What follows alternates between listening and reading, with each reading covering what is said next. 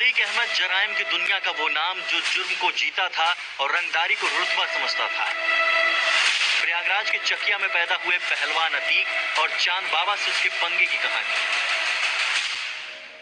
1960 में अतीक का जन्म धूमनगंज के कसारी मसारी में हुआ। पिता फिरोज अहमद तांगा चलाते थे। पिता फिरोज कुश्ती के भी शौकीन थे।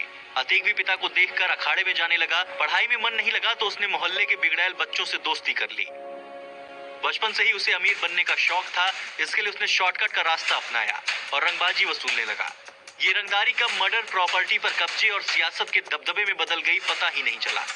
साल 1979 में 17 साल की उम्र में अतीक पर पहला केस दर्ज हुआ। मर्डर केस के बाद घर वाले परेशान थे, लेकिन अपराध की दुनिया में बढ़ता कद देखकर अतीक खुश था। इस वक्त तक इलाहाबाद में पश्चिमी सीट से विधायक चांद बाबा नाम के माफिया का आतंक था। उसके खिलाफ लोगों ने अतीक का साथ दिया और चांद बाबा गैंग से अतीक गैंग की आए दिन लड़ाई होने लगी। क्राइम की दुनिया में अपनी पैठ बना चुकी अतीक को अब सत्ता में अपनी पकड़ बनानी थी। अतीक ने ठान लिया था कि वो चांद बाबा को हराकर इलाहाबाद में अपना राज कायम करेगा, और एक समय ऐसा आया जब अतीक ने चांद बाबा को चुनाव में हराकर राजनीति में भी अपना मुकाम बना लिया। साल 1989 में इलाहाबाद की पश्चिमी सीट से अतीक विधायक बना। अब अतीक अहमद से पहले चकिया और इलाहाबाद में शौक इलाही उर्फ चांद बाबा का सिक्का चलता था। रंगबाजी के दम पर अतीक चांद बाबा की नजर में आया और उन्होंने अतीक के पीठ पर अपना हाथ रखा। साल 1985 आते आते उसका नाम चांद बाबा से बड़ा हो गया।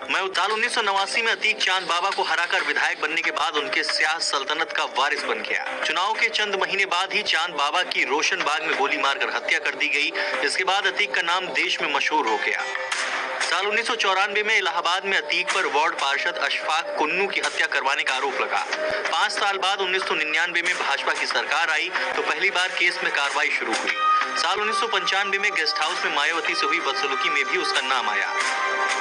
विधायक अतीक 2004 में फूलपुर सीट से आम चुनाव में जीत दर्ज करके सांसद बना। इलाहाबाद पश्चिमी सीट पर उपचुनाव हुआ और माफिया अतीक का भाई अशरफ चुनाव हार गया। कुछ दिनों बाद दोनों ने उस सीट से विधायक बने राजूपाल की हत्या करवा दी। अतीक का आतंक इस हत्याकांड के बाद इस कदर बढ़ा कि यूपी के कारोबारी और नेता उसकी अदालत में बिना बुलाए पहुंचने लगे।